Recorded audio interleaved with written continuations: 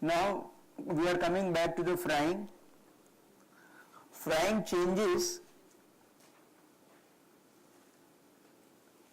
protein, carbohydrate and a fat of a food, and frying changes oil itself.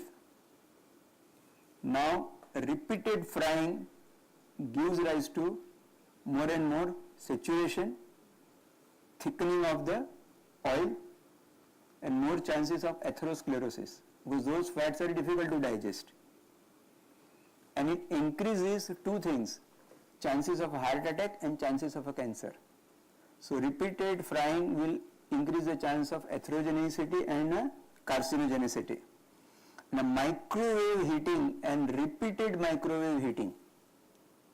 Samosa बनाया है, बरोबर है, fried करके रख दिया है, मेहमान आया गरम करके रखा माइक्रोवेव में, राइट, 4 गरम किया, मेहमान ने 1 ही खाया, 3 वापस अंदर गया, वापस दूसरी बार, तीसरी बार, चौथी बार, अपने को क्या लगता है, गरम किया है ना.